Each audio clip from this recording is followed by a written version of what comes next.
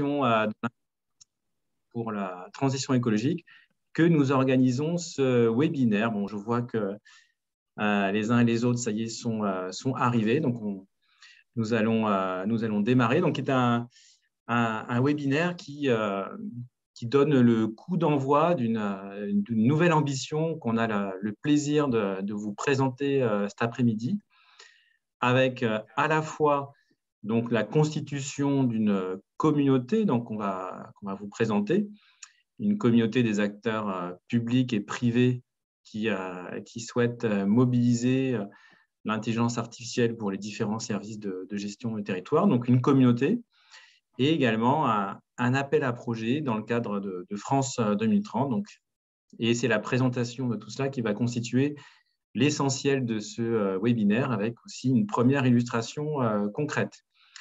Donc, je pense que vous êtes habitués, mais je vous conseille donc de garder vos micros fermés. Et puis surtout, n'hésitez pas dans le chat, n'hésitez pas à vous présenter, qui vous êtes, votre structure. Et aussi, en vous renommant sur Zoom, vous pouvez aussi indiquer votre structure. Donc, comme on n'a bien évidemment pas le temps de faire un tour de table, ça permet aux uns et aux autres de voir qui est là. Donc, sans tarder, je démarre par la partie communauté.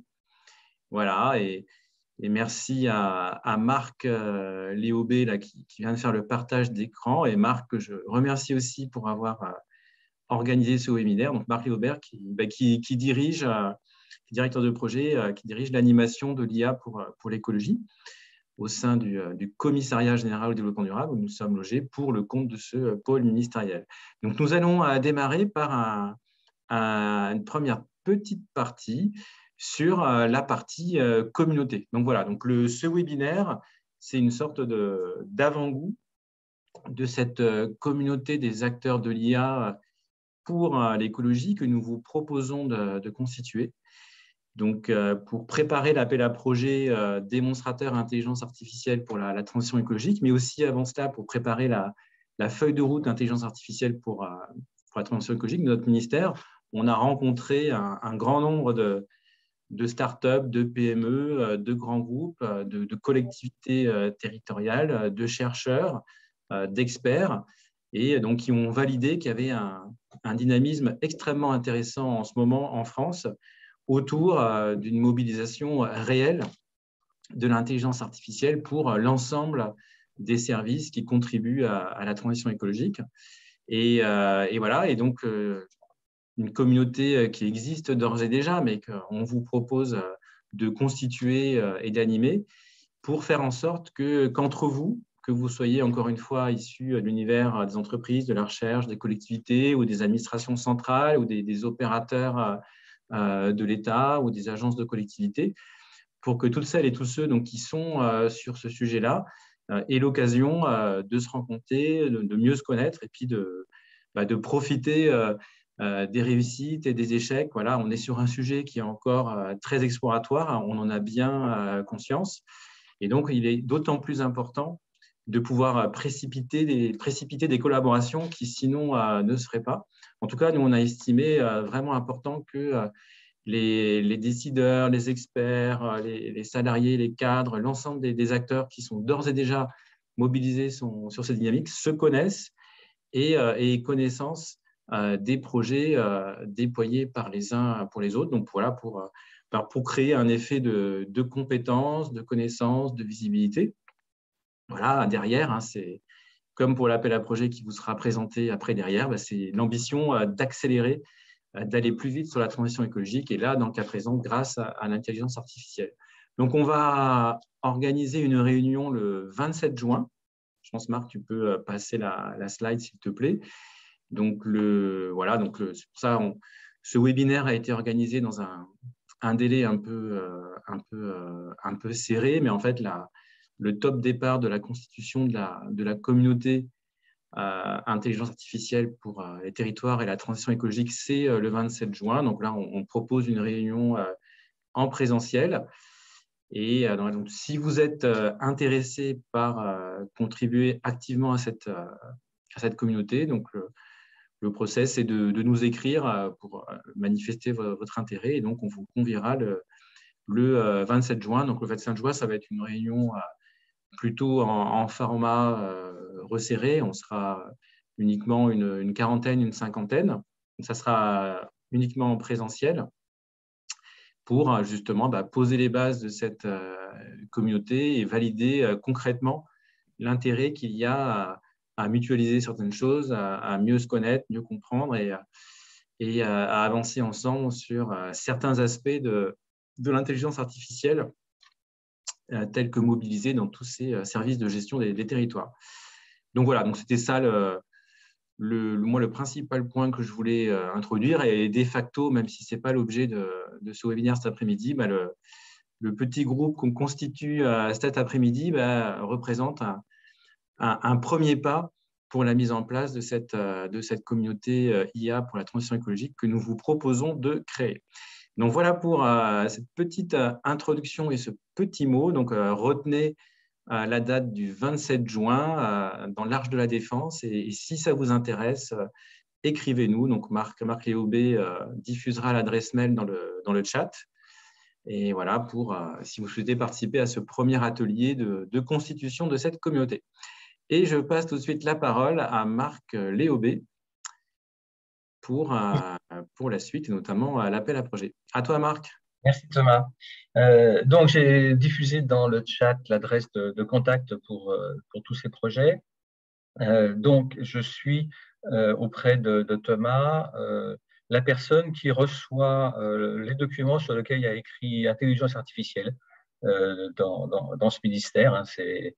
On fait un certain nombre de choses et on le fait avec les différentes directions générales du ministère, bien sûr, et avec pas mal d'établissements publics qui travaillent dans le champ des territoires, au niveau national, en tout cas sur la transition écologique, ou biodiversité et tout ce que vous pouvez imaginer.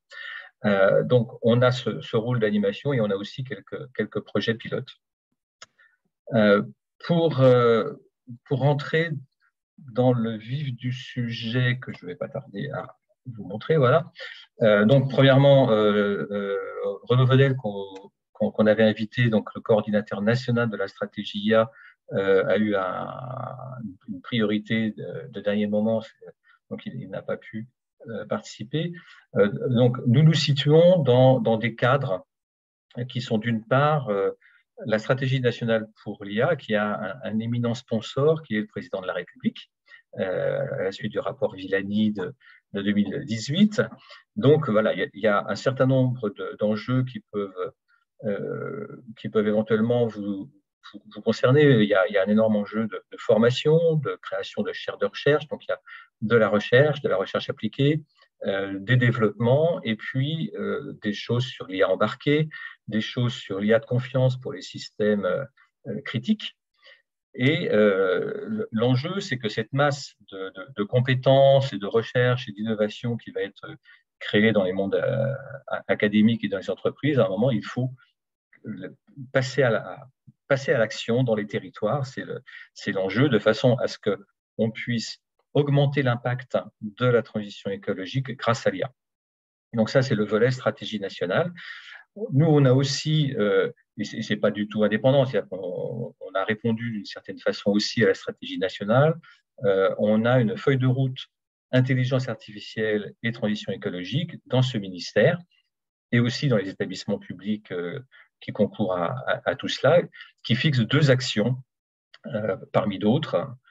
Premièrement, c'est soutenir et apprendre des territoires. Alors, ce n'est pas juste un slogan bien élevé. Soutenir, c'est ce qu'on va essayer de faire avec l'AP dont je parlerai tout à l'heure, mais c'est aussi apprendre parce qu'on sait tous que les collectivités sont plus proches du terrain que l'État, elles sont plus réactives que l'État structurellement, et donc on est bien certain qu'il y a des choses à apprendre de ce qu'elles imaginent, de ce qu'elles mettent en œuvre.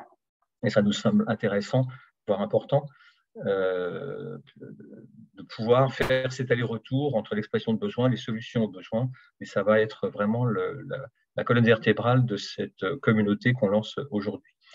Et concrètement, et l'appel à projet démonstrateur d'IA dans les territoires, c'est l'objet concret qu'on propose en ce moment pour parler de choses non pas théoriques, mais de choses avec un objet important qu'on espère valider. Marc, Oui, on nous fait la remarque que le panorama apparaît comme figé. oui, c'est parce que pour l'instant, j'ai pas beaucoup de diapos et c'est écrit tout petit, donc j'essaie non pas de le lire, mais de dire les choses parce que. Non, mais il est figé sur ma slide. Ah, ça c'est moins drôle. Peut-être que tu peux relancer le partage ou. Pourquoi il est passé en pause? Je ne sais pas. Ah, c'est bon là. Un bouton que j'ignorais. Pardon. 2 ans après le début du Covid, on a encore des choses comme ça. C'est assez fascinant. Donc voilà,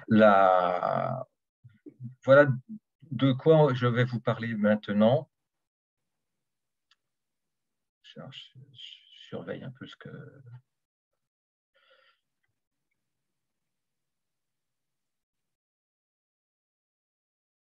C'est terrible ça.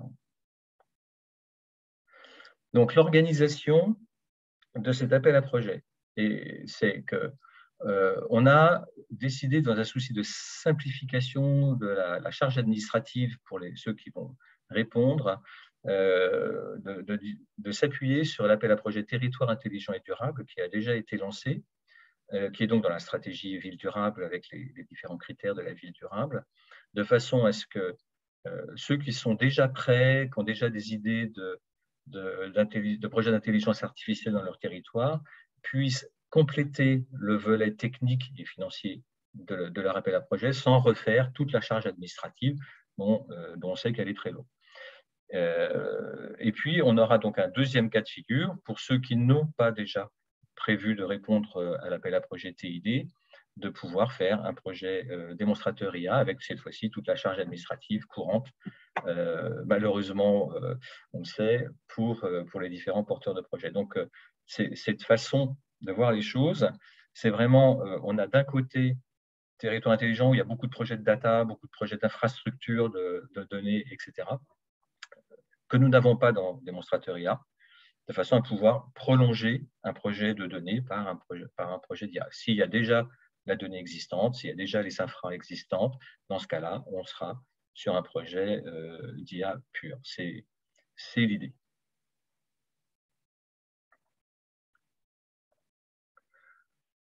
Ensuite,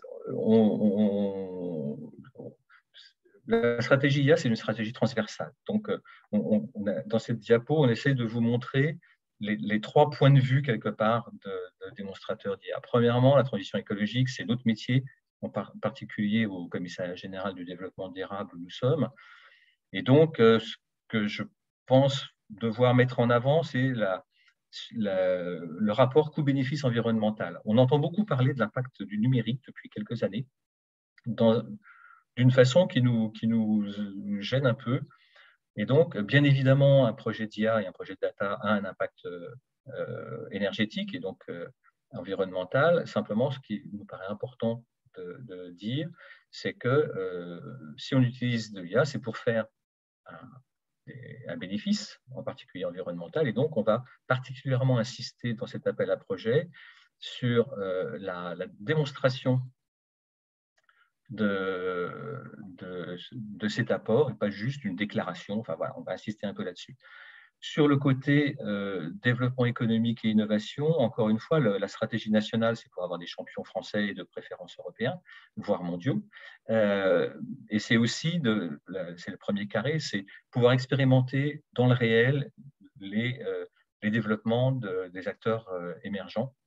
On est vraiment dans l'idée de pouvoir offrir à un certain nombre d'acteurs émergents leurs premiers clients. C'est vraiment quelque chose auquel on tient beaucoup.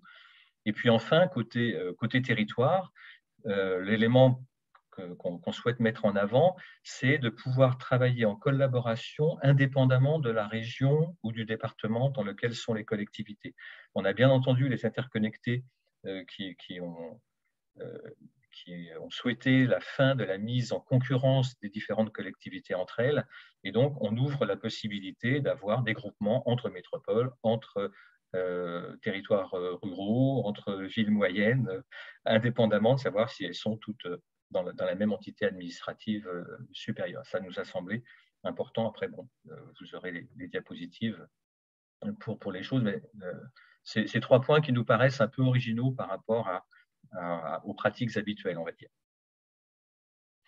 Ensuite, quand on a rencontré évidemment plein de gens avant de faire tout ça, on nous a dit la transition écologique, c'est trop large. Tout rentre dans tout, et en particulier au niveau des collectivités, toutes les missions d'une collectivité peuvent ressortir, peuvent avoir un impact sur le côté transition écologique, à l'exception de sécurité, où nous, on n'est pas dans ce secteur-là, mais aussi social, où ce n'est pas non plus notre mission. Mais tout le reste peut être éligible. Et ce qu'on a voulu mettre en avant, c'est à ça que sert ce nuage de points, c'est la ville, donc la ville durable. On est appuyé sur Territoire intelligent qui fait partie de la stratégie ville durable. Et donc, c'est les différents critères de la ville durable. Je ne vais pas les rappeler ici. C'est aussi les bâtiments, donc les bâtiments existants, tout simplement parce que dans la logique de réduction des émissions, l'enjeu aujourd'hui, il est sur la rénovation énergétique, etc., et beaucoup moins sur les nouveaux bâtiments qui vont arriver malheureusement trop tard par rapport aux critères 2030-2050. On construit peu de nouveaux bâtiments par rapport aux enjeux. Ensuite, il y a tout ce qui est mobilité. Bien évidemment, toujours pareil, par rapport, dans le rapport du GIEC, on voit bien la part des transports dans les émissions mondiales. Donc, c'est tous les éléments de la mobilité. Ça peut être la mobilité douce, les vélos, les trottinettes, les transports en commun, mais aussi les parkings, tout ce qui permet à la ville d'être plus fluide, et aussi, peut-être surtout, la logistique, en particulier la logistique du dernier kilomètre. Voilà. Donc, tous ces aspects-là, s'il y a de l'IA qui peut permettre d'être plus efficient, elle a son rôle dans ce démonstrateur.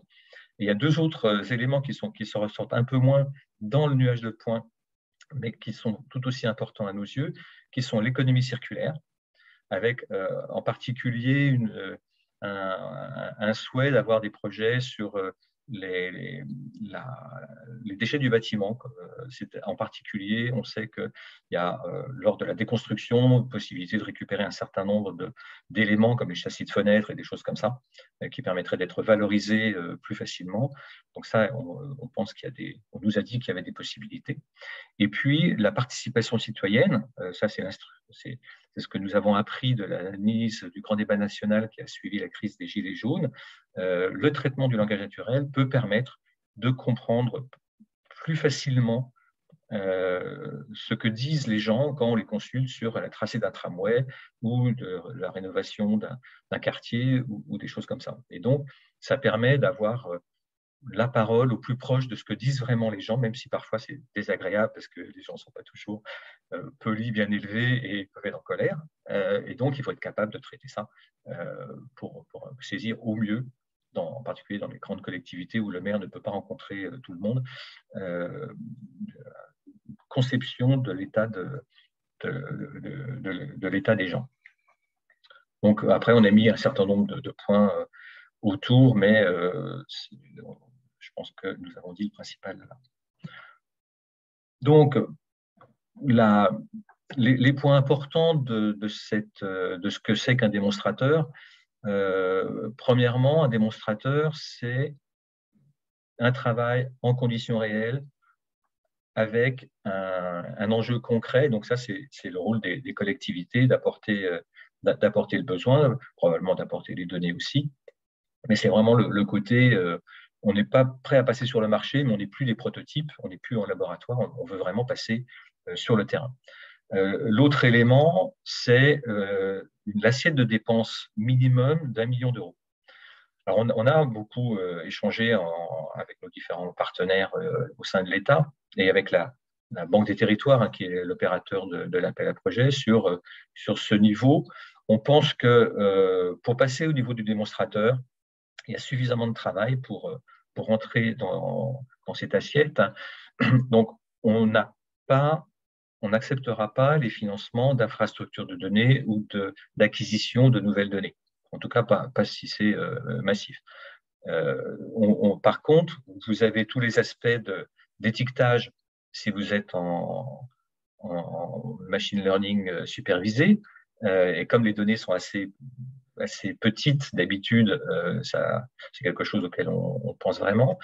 Et puis, tout ce qui est formation, entraînement des modèles, etc. etc. On aura ça dans le projet de texte bientôt. Donc ça, c'est vraiment les deux grands points de cadrage. Sur qu'est-ce que c'est que l'IA, vous savez peut-être qu'on peine énormément à définir ce que c'est qu'un système à base d'IA. Il y a à peu près une absence totale de consensus. Donc, ce qu'on veut dire, c'est que nous, on s'appuie sur la définition de l'OCDE, qui est la seule définition officielle pour l'instant dont on dispose, qui n'est pas plus claire que ça. Et donc, on a deux choses. Premièrement, on va essayer de mettre en place une foire aux questions, quelque chose qui permettrait de tester si la technologie que vous proposez est bien de l'IA au sens de 2022 et non pas au sens des années 90, c'est-à-dire qu'un système expert n'est normalement pas un système à base d'IA aujourd'hui, alors qu'il l'était dans les années 90, donc là, ce genre de choses-là.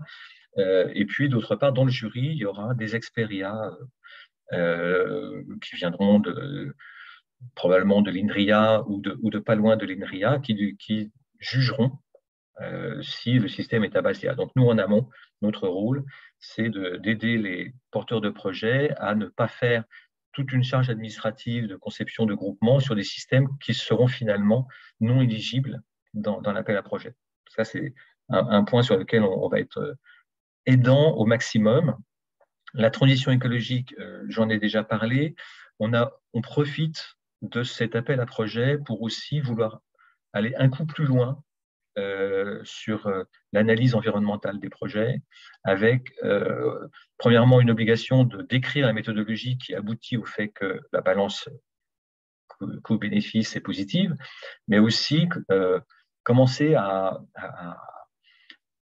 porter une attention particulière sur l'impact IA, c'est-à-dire qu'on veut que les porteurs de projets qui répondent à des demandes de subventions publiques prennent le temps, fassent l'effort de documenter l'impact IA. Donc, on propose des choses. Le CNRS a proposé une méthodologie qui me paraît assez simple.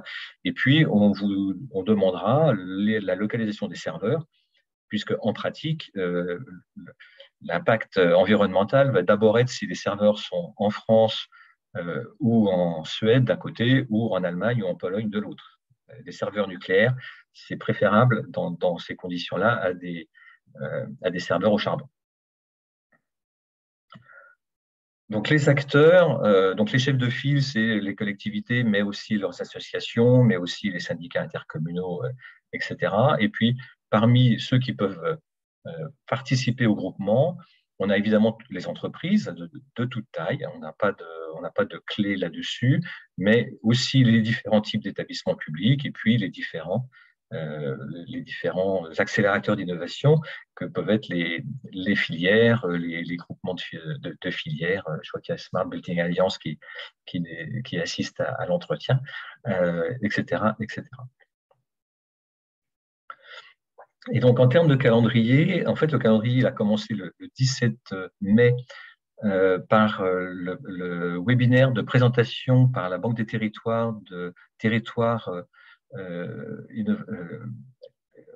intelligents et durables. Donc, on va vous diffuser dans le chat le replay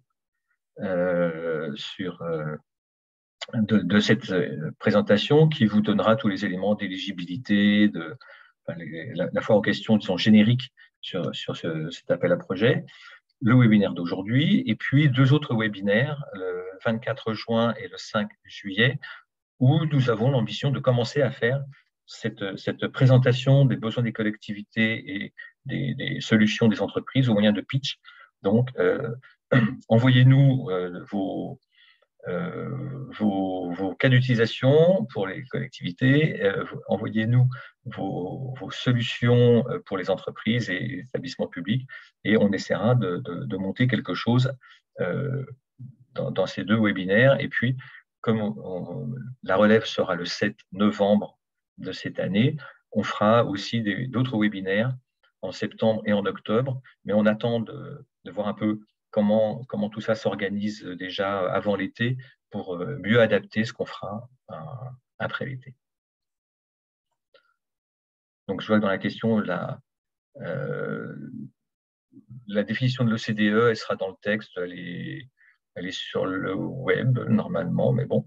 Et puis, je ne vais pas pouvoir répondre en direct, mais toutes les collectivités peuvent candidater, oui.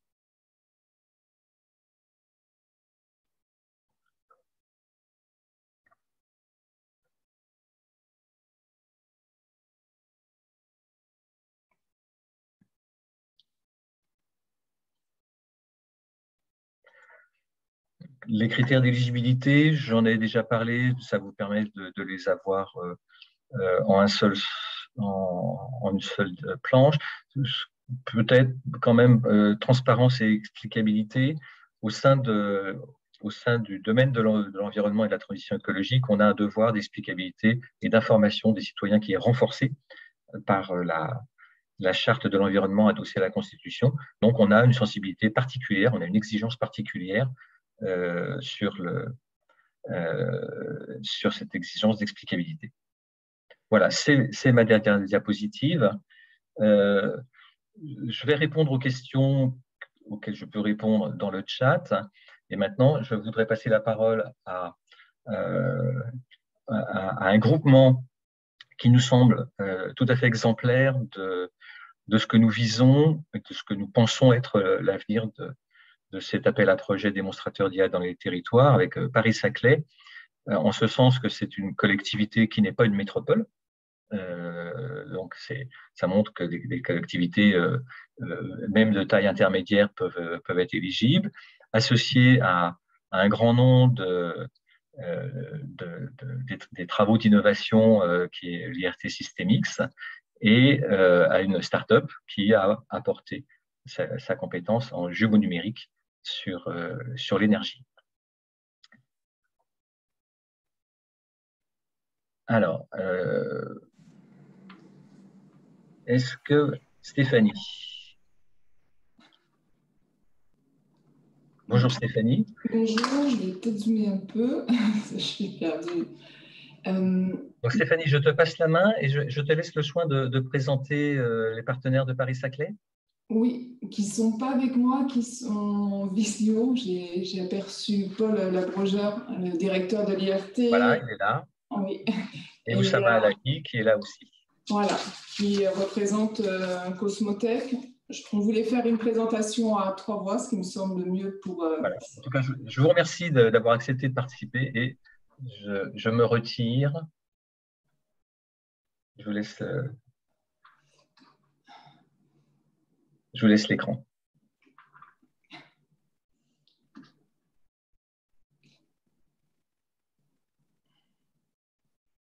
Vous avez la scène, comme on dit en anglais. Je vais juste faire le contexte et puis on va se relayer. Effectivement, ce projet est né d'une triple volonté de l'agglomération et puis des partenaires. C'est effectivement replacer toute la question énergétique au cœur de la stratégie en matière de transition écologique. Donc, un des premiers enjeux était effectivement de pouvoir visualiser, d'avoir une visualisation immédiate de tout ce qui était réseau d'énergie et de consommation.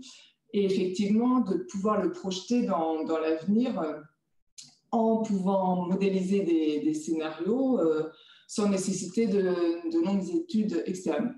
Pourquoi cet enjeu? Notamment parce que le territoire, sur le territoire de Paris-Saclay, il y a beaucoup de projets d'aménagement et à chaque fois, effectivement, les services de l'agglomération demandent aux aménageurs où on se rapporte à un bureau d'études externe pour faire des études, mais qu'on ne peut pas remodéliser. L'autre enjeu était effectivement de conforter une logique de partenariat et de coopération active avec le monde de la recherche et le monde de la tech, le territoire, j'allais dire, étant labellisé French Tech, et effectivement de conforter tout ce qui était un peu culture de l'innovation, parce que dans le cadre du projet, effectivement, c'était une nouvelle manière de travailler avec des acteurs, et nous aussi en tant que collectivité. Donc, c'est un projet qui a duré 3 ans, d'octobre 2018 à octobre 2021. Donc, alors, avec 3 partenaires et puis effectivement un principe de financement dans le cadre du programme d'investissement d'avenir. Peut-être juste pour rappeler, donc l'agglomération Paris-Saclay est une jeune agglomération située au sud-ouest de Paris, 27 communes, 320 000 habitants, qui résulte d'une fusion qui a eu lieu en 2016 avec de nombreux parcs d'activité, de grands groupes de R&D, des grands acteurs de la recherche. Et effectivement, ben, voilà, on s'est engagé dans cette logique avec effectivement un besoin très concret pour le territoire, c'était de pouvoir simuler l'impact de projets d'aménagement en matière de réseau d'énergie et en matière d'énergie renouvelable. Voilà. Je laisse la main à Paul Labrogère. Merci Stéphanie. Merci également à Marc et à Thomas pour l'invitation et l'opportunité de parler un petit peu de ce qu'on a fait. Donc effectivement, le projet il est né de la vision de l'agglo Paris-Saclay qui est venu nous voir avec un cas d'usage précis. Moi, je rajouterais par rapport à ce que présentait ce qu'on vient de dire, c'est cette notion de temps long. En fait, le cas d'usage avec lequel l'agglomération est venue nous voir, c'était comment est-ce qu'on peut aider finalement à la prise de décision sur le temps long concernant des futurs aménagements réalisés sur le territoire de Paris-Saclay. Ce sont des aménagements qui vont perdurer pendant 20, 30, 40 ans. Et une vraie difficulté de pouvoir quelque part évaluer les propositions et pouvoir comparer différents scénarios finalement. Et donc, moi, je tiens à saluer d'abord la vision des services de l'agglomération Paris-Saclay, les services de transformation en jeu numérique. Et ce projet, il entre complètement dans notre stratégie de création d'impact finalement au service de la société. Et donc, ce qu'on a apporté concrètement, l'Institut, c'est un creuset de compétences et de technologies, puisqu'on a 150 collaborateurs au sein de l'Institut, mais aussi des plateformes qui sont mises à disposition des collaborateurs, des partenaires.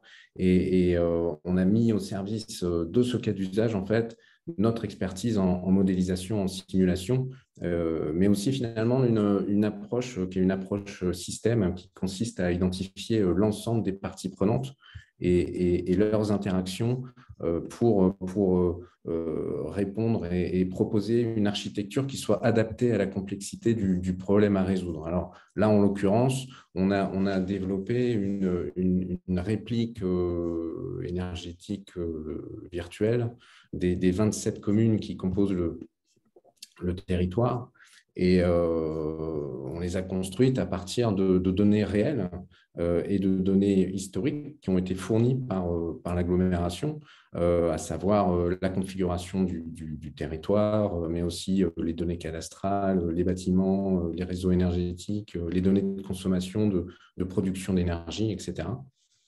Donc, on a simulé des scénarios pour une prise de décision finalement optimale autour des futurs projets d'aménagement et d'investissement énergétique, en déterminant finalement les conséquences écologiques et économiques de ces investissements. C'est un sujet qui nous est apparu important, parce que je dirais que quelque part, on peut tout à fait passer l'échelle, hein. Au-delà du territoire de Paris-Saclay, on pense que ce besoin, il est complètement réplicable. D'ailleurs, on a noté au niveau de l'Europe une nouvelle directive, hein, qui en 2021 avec la publication d'une information en matière de durabilité qui a été promulguée, étendue à toutes les grandes entreprises. Donc, soit pour les territoires, pour les entreprises, il va être de plus en plus nécessaire finalement de modéliser les projets et de mesurer finalement l'impact et la trajectoire carbone qui est associée à ces projets. Donc, in fine, les enjeux liés à la simulation deviennent extrêmement importants. Donc, c'était important pour nous de nous projeter sur une approche de jumeaux numériques simulables pour ce qu'on peut qualifier finalement d'une analyse de risque de transition. Donc, l'Institut travaille sur les sujets de mobilité, beaucoup, d'environnement, de développement durable. Ce que Marc et Thomas ont cité en introduction résonne beaucoup avec nos activités. On a signé il n'y a pas longtemps et avec aussi Paris-Saclay une alliance avec Centrale Supélec sur l'économie circulaire. Mais on travaille également sur les enjeux de défense et de sécurité. Et sur l'industrie du futur. Voilà, je pense que j'ai donné quelques éléments. Je ne sais pas si… donc, je vois la question dans le chat. Le nom du projet, c'est Decarbonized City. Et donc, vous pouvez taper vous devrez retrouver une vidéo qui présente une démonstration de cet outil sur le web. Je crois que Stéphanie vient de partager le lien. Merci. Est-ce que Oussama, tu veux rajouter quelque chose? Nous, par rapport au projet, donc, ce qui nous a intéressé, hormis en fait, l'aspect sociétal du cas d'usage qu'on a traité, en fait, cet enjeu technique en fait, qu'on a souhaité adresser. Donc, aujourd'hui, on est dans un contexte nouvelle mobilité, nouveau mode de production, changement de consommation et d'usage, donc avec au cœur une démarche de développement durable. Donc, la complexité et l'incertitude sont aujourd'hui la nouvelle norme. Donc, nous, ce qui nous a intéressé, c'est de fournir une solution. En fait, notre plateforme le permet, qui donne une forte visibilité aux décideurs sur les futurs possibles et leur organisation. Donc, cette visibilité doit à la fois prendre en compte les effets en cascade induits par cette complexité, les perturbations et les événements inattendus. Donc, en effet, en fait, plus la complexité augmente, plus une décision peut entraîner en fait des effets cascades et contre-intuitifs. Et d'autre part, en fait, notre approche qu'on a essayé de mettre en place, une approche holistique. Donc, aujourd'hui, on ne peut pas penser la dimension énergétique comme un sujet indépendant. Il faut concilier les critères environnementaux, sociaux, la performance et les coûts dans la mise en œuvre d'un projet d'aménagement. Donc c'est cet aspect, en fait, cet aspect de challenge technique qui nous a beaucoup intéressés dans ce projet-là. Je vois des questions, effectivement. Alors, ce que je voulais quand même souligner sur le projet, effectivement, il y a eu la mise à disposition, donc j'allais dire au sein des trois structures. Donc nous, au sein de l'agglomération, il y a eu aussi mise à disposition dans le cadre de ce projet, donc qui s'appelle Decarbonized City. Effectivement, pour nous, c'était complété avec des compétences qu'on n'a pas forcément en interne. Et je pense que ce qui est intéressant, c'est qu'effectivement, on n'est pas, quand l'agglomération Paris-Saclay, enfin Paris-Saclay, c'est un nom, j'allais dire, qui résonne, mais l'agglomération, on est une collectivité vraiment de taille moyenne, avec, je veux dire, aussi des ressources limitées. Je fais au sein de Cosmotech, enfin, voilà, donc on n'était pas non plus une équipe projet multidimensionnée. J'allais dire, dans le temps du projet, on a quand même réussi à sortir un cas d'usage concret, à travailler sur les enjeux de données. On avait quand même une approche plutôt, j'allais dire, effectivement, énergie. Mais pour répondre pourquoi utiliser une approche de jumeau numérique, pourquoi pas des outils multimodèles, parce qu'effectivement, on est dans une logique, et je rejoins ce que disait Oussama ou Paul, où on est dans quand même une optique globale. Et on voit bien, le territoire s'est aussi engagé, enfin, s'est engagé avec des acteurs présents là autour de table ronde et d'autres sur aussi les enjeux de mobilité. On participe au CN Share sur les enjeux de mobilité. On est sur un principe qui était une chaire qui se transforme en alliance sur l'économie circulaire. Et on se dit, l'aspect jumeau numérique, effectivement, ce n'est pas juste de faire un double du territoire, c'est de commencer à engager dans ce double du territoire des approches donc, qui sont développées dans un cadre de recherche sur justement des modèles. Et dans la logique qu'on a avec le territoire, c'est pour l'instant, on commence une approche sectorielle par secteur, c'est de commencer à pouvoir avoir une approche un peu plus globale. Je sais qu'on a travaillé sur des cas d'études aussi sur l'économie circulaire. On s'est dit, mais est-ce que, rappelez Oussama, à un moment, on a besoin aussi d'autres données ou d'autres modèles. Donc voilà, pourquoi effectivement on est parti sur, je réponds à la question aussi de jumeaux numériques. Et là, l'objectif effectivement de l'agglomération, en lien avec les partenaires présents, plus d'autres que j'ai vus, j'allais dire présents à la réunion d'aujourd'hui, c'est effectivement de conforter un peu cette dynamique. Peut-être pour compléter par rapport à cet aspect-là, en fait, pour revenir un peu en arrière, de base, les jumeaux numériques sont des répliques virtuelles. Donc, initialement, ces répliques étaient essentiellement des jumeaux numériques d'un objet physique, par exemple, pour suivre l'état en temps réel d'une machine. Et aujourd'hui, en fait, l'apparition de cette nouvelle norme, de ces nouveaux jumeaux numériques qui sont simulables, a permis deux choses. La première est d'étendre cette réplique virtuelle, c'est-à-dire de répliquer virtuellement un écosystème dans toute sa complexité. La réplique, en plus des assets physiques, elle intègre les données de toutes les composantes de l'écosystème. Elle intègre aussi la connaissance humaine, c'est-à-dire les règles et les interactions qui déterminent la façon dont ces composants interagissent entre elles, définissant ainsi la façon dont ces écosystèmes évoluent, même dans un contexte qui n'a encore jamais eu lieu. D'autre part, en fait, la deuxième nouveauté, c'est simuler dans le temps l'évolution de cette réplique. Donc, dans la construction du jumeau numérique, on a considéré en fait la dynamique des systèmes sous-jacents, ce qui nous a permis par la suite de simuler son comportement. Donc, il est ainsi possible de projeter en fait le jumeau numérique, venir faire des impacts ou changements dans le territoire et simuler en fait l'impact de ce territoire dans les 30-20 prochaines années. Ouais, peut-être pour compléter effectivement ce que dit Oussama, y a, pour un certain nombre de gens, le jumeau numérique se limite finalement à cette maquette virtuelle qui représente un asset physique, comme disait Oussama.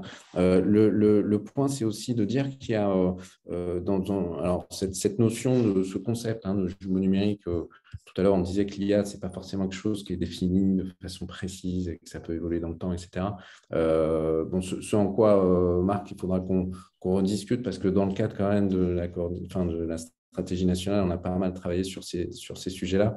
Mais sur le jumeau numérique, c'est la même chose. Et on a aussi des gens qui insistent plus sur la notion de jumelage dans le terme jumeau numérique.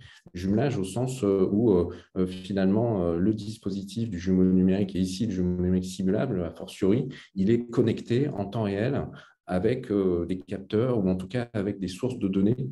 Et donc, tout l'intérêt d'utiliser un jumeau numérique ici, c'était de pouvoir avoir à la fois l'historique finalement de ce qui s'est passé et également des données en temps réel. Et c'est cette intelligence que décrivait Oussama qui englobe la complexité avec non seulement des assets physiques, mais des processus et tout ça interconnecté, avec l'architecture qui répond finalement, qui est validée par l'agglomération qui connaît son territoire. Tout ça, ça permet d'avoir un environnement dans lequel on peut jouer des scénarios et quelque part évaluer dans 10 ans, 20 ans, 30 ans, évidemment en prenant un certain nombre d'hypothèses, quelles vont être les conséquences des décisions. Et c'est ça qui est nouveau par rapport, je dirais, de la simulation multiphysique, puisque c'était le point. C'est vraiment de pouvoir intégrer, je dirais, ces données en temps réel dans cette analyse et qui va pouvoir être dynamique finalement. Je me permets, je vois de nombreuses questions effectivement sur les enjeux de données. Alors, tout l'axe sur le travail des données, c'était un axe vraiment de travail à part entière, avec effectivement identification des données déjà disponibles, salle ouverte, salle non ouverte, rencontrer les différents acteurs. Je pense il y avait à peu près, Oussama me confirmera, je pense qu'on était à peu près à travers 30 fournisseurs, on va les nommer comme ça, de données. Effectivement, il y a eu un travail sur ces données, est-ce qu'elles sont exploitables, pas exploitables, et je sais qu'on y a passé du temps. Donc voilà. Des indicateurs de qualité, oui, ça faisait partie des rendus. Alors là, effectivement, nous, l'objectif, c'est vraiment de le faire tourner dans les années à venir et puis de voir... de reconforter effectivement ces indicateurs et ces jeux de données. On a testé des simulations, mais effectivement, et je réponds à cette question, c'est ce qu'on voudrait pousser là, dans une deuxième phase, quoi, de vraiment le faire tourner, de confronter à quelque chose de réel. Alors, après, les liens entre l'initiative européenne et les projets locaux du type des Carbon ICT, je ne sais pas si c'est à moi de répondre ou si c'est plus...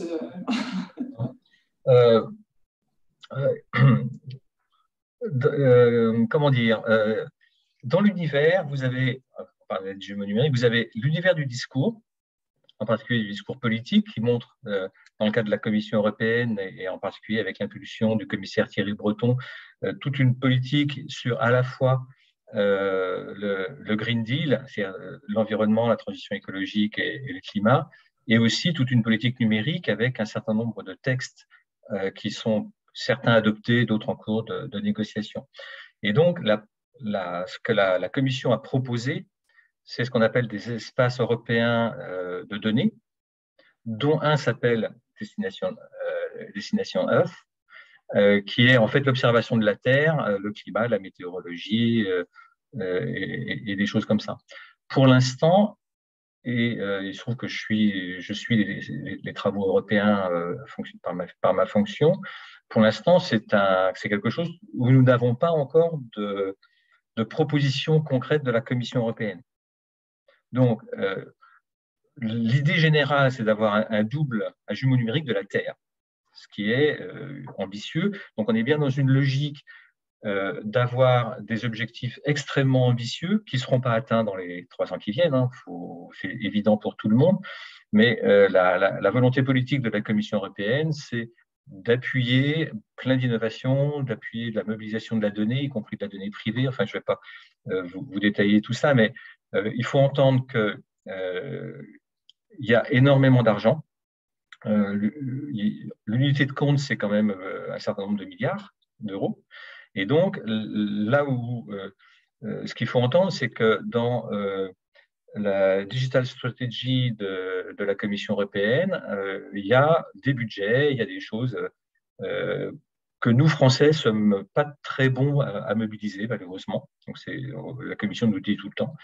Voilà, donc, Destination Earth, c'est un objet politique qui vise à montrer un objectif de moyen-long terme qui va se construire à partir de jumeaux probablement européens, nationaux, quelque chose comme ça. Mais pour l'instant, ce n'est pas du tout défini.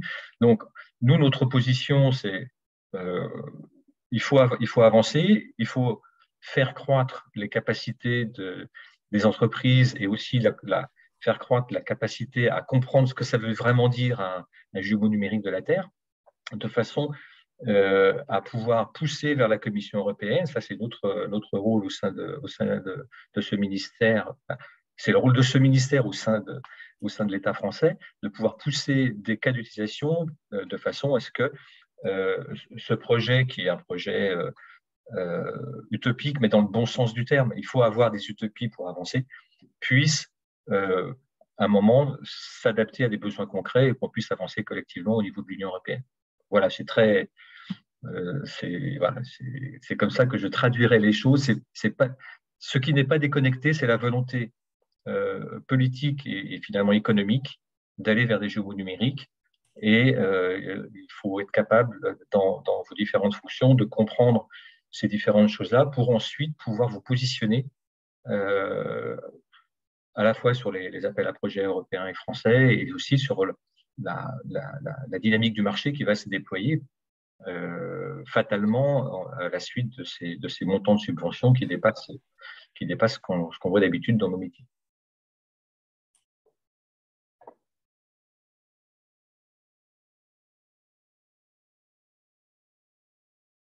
Moi, j'avais des questions donc à nos trois invités. Ce que je voudrais, puisqu'il s'agit aussi dans notre esprit de transférer votre expérience vers les personnes qui assistent à ce webinaire, ce que je voudrais, c'est que chacun d'entre vous, vous puissiez donner des conseils à vos homologues ou aux entreprises. Je ne sais pas s'il y a s'il y a un homologue d'IRT Systemix dans ceux qui assistent ici.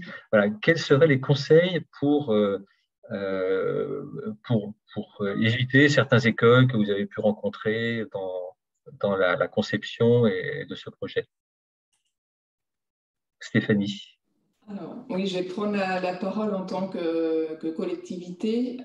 Alors, déjà, il faut obtenir un soutien politique, ce qui n'est pas forcément la chose. Donc, se prévoir un petit temps en amont, il y a un peu de pédagogie. Et puis, après, j'allais dire ça, c'est quelque chose, je pense que c'est un des points d'attention. Il y a effectivement, après, tout le cadrage... il y a le cadrage un peu juridique aussi, les enjeux de copropriété, où effectivement, en tant que collectivité, on n'est pas trop habitué à ça. Donc ça fait aussi partie un peu des points de vigilance, mais l'avantage aussi d'être travailler avec des acteurs, je pense à l'IRT, sur certaines choses, on travaille aussi avec des universitaires qui ont l'habitude, donc ils nous accompagnent. Donc j'allais dire ce côté, je vais compléter, c'est de ne pas partir seul. Alors ça, c'est un écueil. Effectivement, il faut se faire accompagner. De bien être... Alors, il y aura un travail qu'on a bien mis dans le cadre du projet, mais qui me semble très important parce que ça n'est pas toujours le cas, c'est le cas d'usage, parce qu'effectivement, j'allais dire, on a quand même passé beaucoup de temps, peut-être, j'allais dire l'aspect technique, données, ça a vraiment été la deuxième phase et presque phase finale.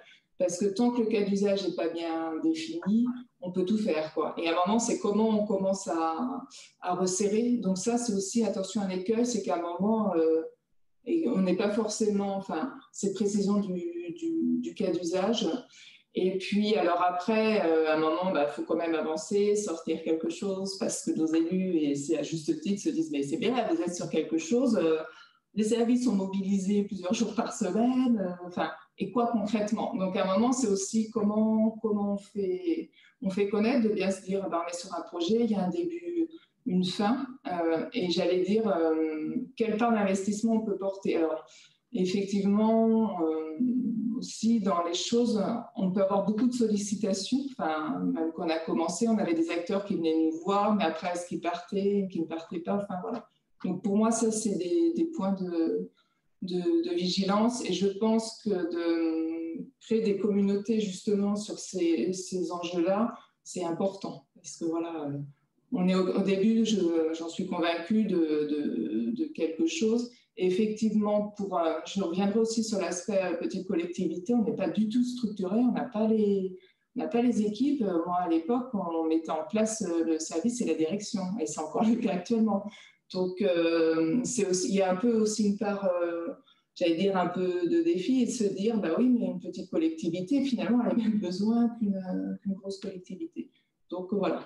Voilà les points sur lesquels Merci. Paul? peut-être pour aller… Effectivement, j'irai complètement dans le sens de Stéphanie. Je crois que un des éléments qui a été extrêmement bénéfique au projet, finalement, c'est le modèle un peu de plateau de recherche intégré que l'IRT a offert, parce qu'on a vraiment travaillé sur un même plateau projet avec des équipes, avec Stéphanie qui passait du temps avec nous, avec Eva, enfin avec vraiment les gens qui sont dans les services de l'agglo, au contact direct avec les ingénieurs-chercheurs de l'IRT qui font la modélisation, qui font la simulation, et avec les experts aussi de Cosmotech, dont ça va. Et donc, je dirais que cette façon de travailler en plateau projet partenariale, ça crée les conditions finalement d'une confiance qui derrière, je ne dis pas que c'est simple, mais ça demande un investissement de chacun en temps, pas seulement en argent, hein, mais cet investissement, il est récompensé parce que derrière, il y a une vraie compréhension. Ce n'est pas juste l'effet machine à café, c'est l'effet, la capacité finalement à produire une feuille de route. On parlait tout à l'heure du cas d'usage et des discussions qui ont permis de façon itérative de donner naissance au cas d'usage.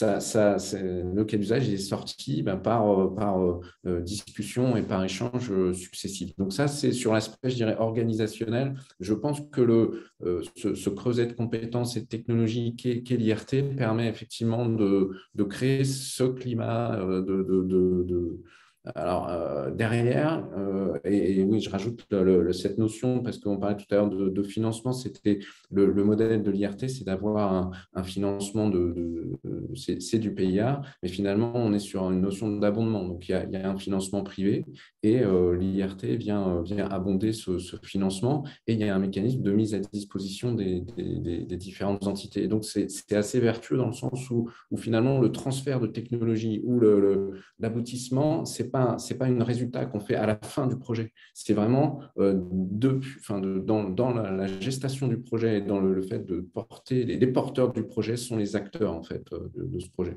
Et donc ça, c'est extrêmement important. Sur l'aspect technique, je laisserai Oussama compléter. Je pense qu'il y a encore énormément de choses à creuser. Évidemment, on a eu affaire à des données qui étaient pertinentes, mais très hétérogènes, donc une vraie complexité, à la fois des données qui sont dispersées ou pas toujours, qu'il faut nettoyer. On sous-estime toujours ce travail de data engineering, finalement, d'ailleurs, qui a donné lieu à la naissance d'une plateforme assistée qui s'appelle DBAI, mais on en parlera une autre fois. Et puis moi, je pense qu'il y a il y a tout un tas ça nous a donné énormément de sujets à creuser sur l'évaluation de ces jumeaux numériques simulables. Comment est-ce qu'on peut évaluer, mesurer les performances? On parlait d'indicateurs tout à l'heure. Voilà, c'est un vrai sujet au-delà de faire on n'est pas sur des enjeux de prédiction, mais bien sur des enjeux de mesure et d'évaluation. Et ça reste, d'un point de vue recherche, extrêmement compliqué. Ça pourrait être l'objet d'un projet, peut-être. Absolument. Mais oui. Au-delà des jumeaux numériques pour le territoire, on a un gros programme qui démarre sur effectivement avec des acteurs industriels pour les systèmes industriels, hein, mais sur comment est-ce qu'on conçoit, comment on déploie et comment on mesure les performances des jumeaux numériques. Et là, il y a forcément des outils, il y a forcément de l'ingénierie derrière. Effectivement. Peut-être Oussama veut peut-être rajouter des éléments sur l'aspect moteur de simulation. Tout à fait. En fait, voilà. Donc, pour moi, les conseils aux entreprises aussi qui vous écoutent. Aussi. Et aussi penser aux conseils que vous pourriez partager avec ceux qui vous écoutent. Bien sûr. Pour moi, en fait, ce qui a fait que ça fonctionnait, c'est cette triplette. En effet, qu'on a eu l'agglomération, donc l'origine du projet, du besoin et de l'utilisation qui est très proche des territoires, donc qui a joué un rôle en quelque sorte en langage un peu informatique, product owner du projet. Pour preuve, en fait, une fois qu'on avait eu les premières briques, qu'on les a présentées aux élus, ils ont commencé directement à se projeter, j'aimerais bien faire ceci, faire cela, etc. Donc, ça, c'était important, en fait, qu'ils connaissent bien le territoire, qu'ils connaissent bien le besoin. Donc, on a répondu directement aux besoins, aux besoins du territoire. Et deuxièmement, c'est l'IRT, en fait, qui a joué un rôle central dans l'encadrement du projet. Donc, l'IRT dispose, en fait, ils ont bien les process bien déterminés pour mettre sur les bons rails les projets innovants qui sont par nature abstraits. Donc, c'était important, en fait, de les avoir dans le projet pour encadrer le projet dès le départ. En outre, en fait, l'IRT dispose d'un panel très vaste de docteurs et de chercheurs sur de domaines en recherche appliquée qui nous ont aidés par leur savoir-faire en modélisation, gestion de la donnée, des modèles de machine learning sur ce cas d'usage précis. Et ensuite, nous, en fait, on a mis en place notre plateforme en fait de jumeaux numériques, mais ce qui a fait aussi que ça a avancé et ça a donné naissance à quelque chose, qu'on s'est mis directement en mode agile, en mode Scrum, où on a commencé à avoir en fait des livraisons avec un tampon bien déterminé, avec une roadmap très claire sur la gestion de la donnée, les modèles qu'on devrait mettre en place, de machine learning ou de modèles physiques, et l'intégration, etc. Donc, on était en mode directement, mode agile pour répondre et pour construire le projet. Si je me permets de compléter sur ces aspects aussi en entreprise, moi j'ai aussi, c'était intéressant de travailler dans ce projet justement. Derrière, effectivement, il y a aussi comment pousser des capacités, j'allais dire, techniques, et je pense que c'est quelque chose que l'État va appuyer. On le voit déjà dans certains appels à projets, mais je pense justement sur tous ces enjeux numériques. Et effectivement, pas se dire, j'ai déjà des choses qui fonctionnent, mais se dire, ces choses qui fonctionnent, je peux les optimiser. Et puis effectivement, de trouver des spécialisations, parce que les champs de domaine sont si larges. Donc, pour nous, c'était intéressant de se dire, voilà, une start-up, c'est aussi une façon où des entreprises qui sont, j'allais dire aussi, c'est pas forcément que des grands groupes, quoi, qui peuvent, et ça, je pense que c'est très important, et chacun a sa place à trouver dans ce genre de projet. Voilà, ce genre de projet ou toutes les actions qui vont être liées quand même à ces thématiques-là. L'idée, c'est effectivement, c'est un autre champ, mais le numérique, c'est aussi d'accompagner les acteurs économiques, quoi. Ça me semble un point très important. D'accord. Je viens de publier le replay du webinaire de la Banque des Territoires du 17 mai. Il faut télécharger la vidéo pour la voir. C'est du Dropbox. Et je n'ai pas encore retrouvé l'URL vers l'appel à projet TID. Je vais vous le mettre dans le chat aussi. Est-ce que vous avez d'autres questions? Il y a des questions sur la répartition des financements. Clairement, c'est la Banque des dépôts qui est experte là-dessus. Donc, c'est elle qui répondra finement parce qu'il y a manifestement des subtilités sur l'emploi la prise en compte du coût des chercheurs qui est différente de la prise en compte des salariés des établissements publics. Voilà, donc ici, à l'Ecolab, ce n'est pas notre métier.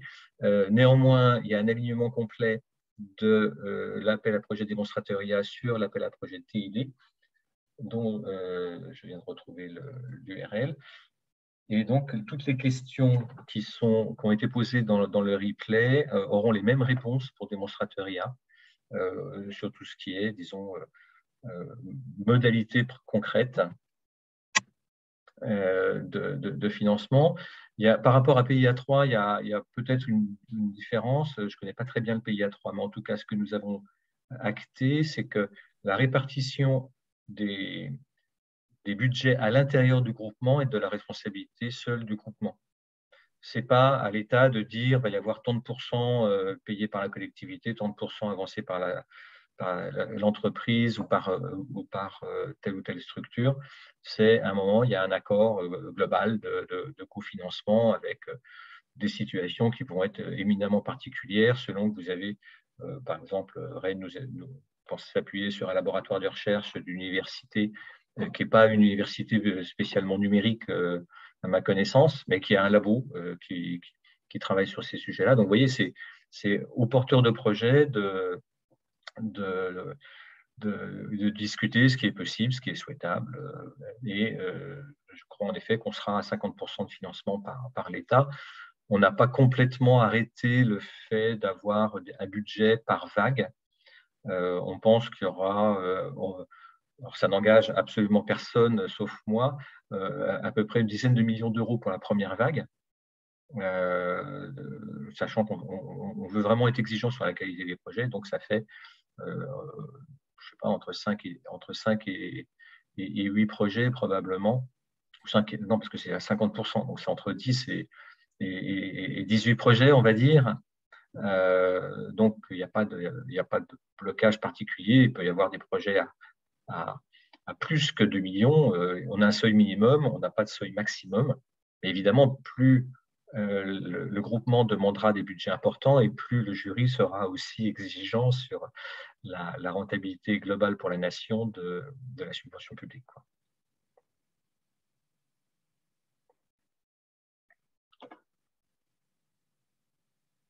Je crois, Stéphanie, ou c'est plutôt la question de Norma sur l'authenticité des données, la pertinence des données, la gestion des droits de données, analyse de données, tout ça. J'essaie de répondre en parallèle. Effectivement, je pense que c'est plus d'une année et demie, il y avait effectivement ce travail en lien aussi avec, j'allais dire, plus les experts scientifiques sur justement tous les travaux antérieurs. Donc déjà, il y avait tout ce travail, qu'est-ce qu'on pouvait réutiliser. En parallèle, effectivement, on commençait, ce que je disais, à essayer de voir nos données, qui sont les docteurs qui ont conseillé. On ne répondra pas à toutes les questions, mais j'allais dire, il y avait Rinkada, et puis je suis en train de rechercher sur Oussama, aide-moi s'il te plaît. Madame Rani. Voilà. Et qui, j'allais dire, recontacter des homologues en fonction des questions. Et j'allais dire, effectivement, on a travaillé sur des principes d'encadrement des jeux de données. Je sais qu'on avait les données un peu de consommation énergétique, effectivement, avec le degré d'agrégation. Voilà, donc mais c'est un début, c'est-à-dire que sur ces enjeux, effectivement, d'encadrement, je reviens sur ce que disait Paul ou ce que disait Oussama, c'est quelque chose, on en est à un début. Enfin, on voit bien que c'est un gros travail qui est encore à mener, pas que sur notre territoire, je pense que plus globalement.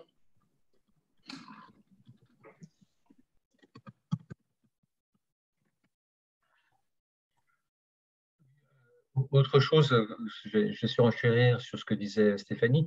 On a des enjeux juridiques qui sont pas simples dans ces groupements. On a eu dans nos entretiens avec différentes collectivités la problématique de la propriété intellectuelle du résultat, qui est pas triviale, avec en particulier des collectivités qui disaient on a cofinancé des démonstrateurs, et puis alors, ça marche très bien, on est très content, sauf que ensuite le coût d'abonnement à la solution se compte en dizaines de milliers d'euros, et il y a une forme d'incompréhension du fait qu'on aide une entreprise à passer sur le marché, et après on paye comme tout le monde le prix de la licence.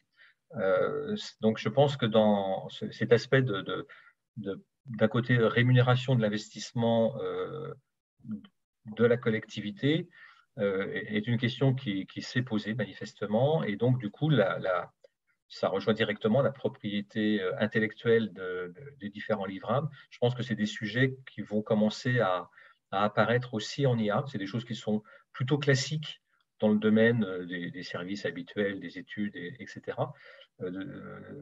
Plutôt bien balisées aussi dans le domaine de la donnée. Par contre, dans le domaine de l'IA, où c'est encore assez composite entre du soft, du savoir-faire et de la donnée, je ne suis pas sûr qu'on sache vraiment quoi faire. Je pense que ça va être l'un des enjeux à construire. On essaiera de vous aider sur ce sujet-là. Alors, la question sur le… On peut partager des retours d'expérience, Marc, Ah, si vous souhaitez qu'on en parle, parce que c'est des sujets voilà, ça fait 10 ans qu'on fait ce genre de projet. On a des retours d'expérience. C'est bien sûr des discussions qu'on essaye d'avoir avant le début du projet. C'est surtout ça qu'il faut. Et puis, on a un cadre partagé qui permet justement de ne pas reprendre ces discussions from scratch à chaque fois qu'on redémarre une discussion. Mais bien sûr qu'il va y avoir une forme d'incompréhension si vous avez un éditeur de logiciel qui a accumulé 10 ans de R&D et qui apporte son background, et puis qu'en échange même de, je sais pas, quelques centaines de kilos euros de financement de son foreground, il ne peut plus quelque part valoriser ce background, ça va pas fonctionner. Voilà, donc c'est pour ça qu'il y a des règles du jeu qui consistent à identifier quel est le background, et que le foreground, nous, on propose de l'avoir en copropriété, c'est-à-dire que les modèles, finalement, qui sont liés au territoire, qui sont liés à l'utilisateur, ou qui sont liés aux donneurs d'ordre et aux cas d'usage, permettent d'utiliser la solution. Et dans ce cadre-là, on a toujours trouvé des solutions pour que ça fonctionne avec les acteurs. C'est évidemment des sujets qui sont très importants pour les éditeurs de logiciels, mais on arrive en général à trouver des solutions. Est-ce que, par exemple, vous avez publié à la suite de ces retours d'expérience, des règles, des recommandations? Est-ce qu'on pourrait en bénéficier de ce retour d'expérience? On pourra en reparler si vous voulez, Marc. Très volontiers, oui. On a tout simplement une charte de propriété intellectuelle qui est attachée à chacun de nos projets et qui permet de donner un cadre, en fait. Et cette charte, elle est liée à nos contrats de recherche spécifiques. En fait, chaque projet respecte la charte, et on peut ensuite instancier cette charte sur des enjeux spécifiques, mais voilà, ça fait partie je dirais, de la boîte à outils que l'Institut fournit aussi au démarrage. Et cette charte est-elle publiée?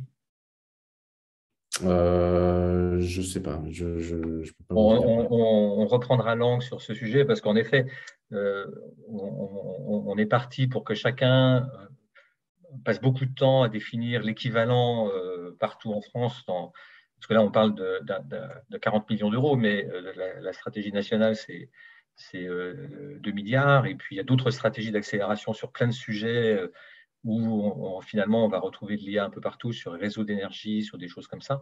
Et donc, je pense qu'il est temps peut-être de capitaliser sur les expériences et de voir ce qu'on peut faire. Donc, je pense que je vous recontacterai au nom du MTE.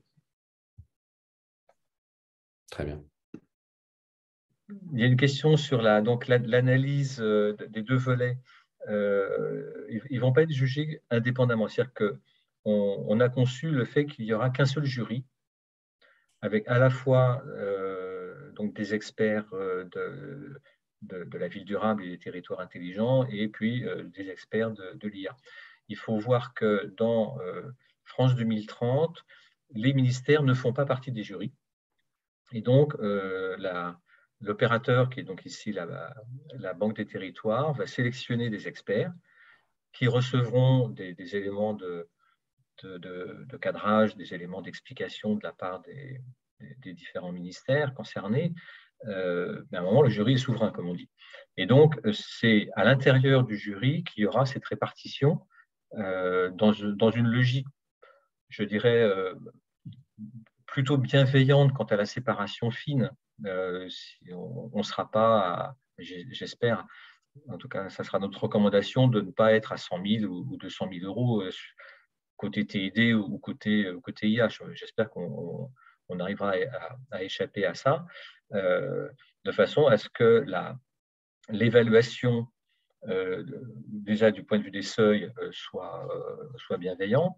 Ensuite, ce qui a été défini hier, c'est que si on fait une réponse conjointe TID et démonstrateur IA, si le volet TID n'est pas éligible pour une raison ou pour une autre, le volet démonstrateur IA ne sera pas examiné, enfin ne sera pas éligible, on va dire, sera refusé aussi. C'est-à-dire que si on a une option de quelque chose qui est sa fondation, si la fondation s'effondre, ben, on ne construit rien sur cette absence de fondation.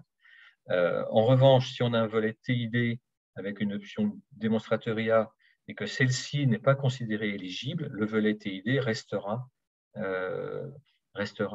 éligible. De façon à ce que, là encore, si l'option s'écroule, ben, ma foi, il reste le principal. Ça veut dire qu'en termes de prise de risque, si vous avez un bon projet TID, la prise de risque sur le volet démonstrateur IA est finalement gérable.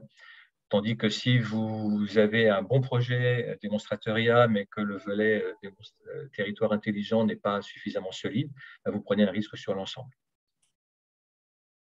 Mais on a bien justement décidé de découper les choses comme ça. Et évidemment, si vous avez un volet démonstrateur IA tout seul, sans vous proposer, de volet territoire intelligent, eh bien, c'est prévu et c'est tout à fait possible comme ça.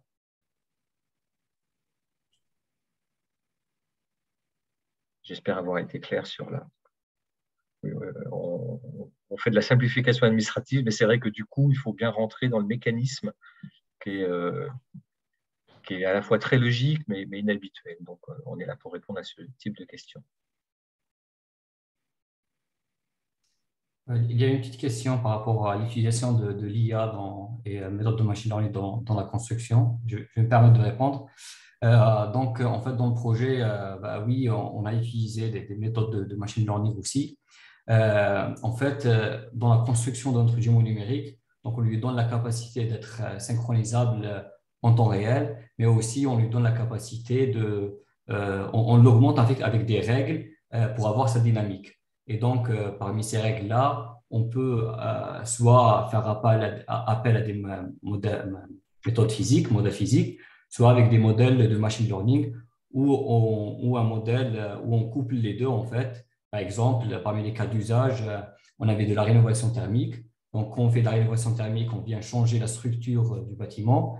Donc, et pour cela, par exemple, on a utilisé un modèle de machine learning génératif qui va générer la demande du bâtiment en fonction par exemple, des catégories socio-professionnelles qui sont dans le bâtiment, et un modèle physique qui va calculer en fait les répercussions thermiques en fonction des changements qu'on va apporter sur le bâtiment.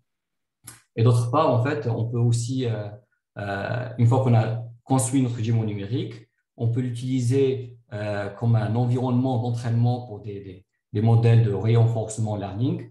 Donc, par exemple, on a testé pour trouver une stratégie optimale de gérer un réseau de chaleur en utilisant un algo de renforcement learning qui va adresser en fait ce cas très opérationnel pour déterminer quelle énergie utiliser, stocker et afin d'optimiser les taux des émissions de gaz à effet de serre. Je vois que les questions deviennent moins nombreuses, voire se sont taries. Donc, je vais repasser la parole à Thomas Cotinet, le chef de l'Ecolab, qui va conclure. Oui, merci Stéphanie, Paul et Oussama pour ce premier témoignage. Donc, ne vous inquiétez pas, il y a encore beaucoup de sujets qui sont ouverts. Hein, donc, on va faire le nécessaire pour être en capacité de répondre aux questions et de vous conseiller. Il y a des derniers calages là, qui sont en cours au niveau de la Caisse des dépôts et consignations qui va déployer l'appel à projet, comme c'est déjà le cas pour Territoire intelligent durable. Voilà, donc non, en conclusion, ce que je voulais vous dire, c'est que c'est assez exceptionnel, enfin, c'est un mot qui est parfois utilisé de façon abusive, mais d'avoir, entre guillemets, capté et dédié ces 40 millions d'euros pour des applications de l'intelligence artificielle dédiées à la transition écologique dans les territoires, aussi en le faisant en tendant la perche aux collectivités territoriales. On n'est pas uniquement dans une logique de guichet pour des entreprises ou pour des acteurs de la recherche. Donc, en quelque sorte, en conclusion, ce que je voulais vous dire, c'est qu'on est un peu testé, enfin, l'écosystème est testé, aussi bien des collectivités territoriales que des structures de soutien à l'innovation, que des startups, des PME, des grands groupes. Voilà, et donc nous, on y croit. On sait qu'il y a un besoin énorme, mais aussi un potentiel énorme. On l'a vu dans le tour des territoires et des secteurs qu'on a fait. Voilà, donc voilà, et une des premières façons d'être au rendez-vous, ça sera la constitution de cette communauté. Donc, Marc a diffusé sur le chat en début de réunion, peut-être qu'il peut le faire une dernière fois, l'email qu'on vous propose. Donc voilà, pour la constitution de la communauté, donc ce premier atelier de travail pour la structurer, qu'on propose le 27 juin, uniquement en présentiel. Donc si vous souhaitez en être, alors si vous ne pouvez pas d'inquiétude, hein, la communauté restera largement ouverte. Donc là, il s'agit de faire un premier temps fort de structuration de cette communauté. Donc le 27 juin à la Défense. Et si vous souhaitez, donc utiliser ce mail que Marc Léaubé vient de nouveau de partager. Donc voilà, donc encore merci à Oussama, Stéphanie et Paul. Grand merci à Marc et aux personnes qui l'ont aidé pour l'organisation de ce webinaire. Voilà, c'est le début d'une belle aventure et à très vite pour échanger de nouveau sur ces sujets. Bon après-midi à toutes et tous. Au revoir. Merci beaucoup. Au revoir et à bientôt.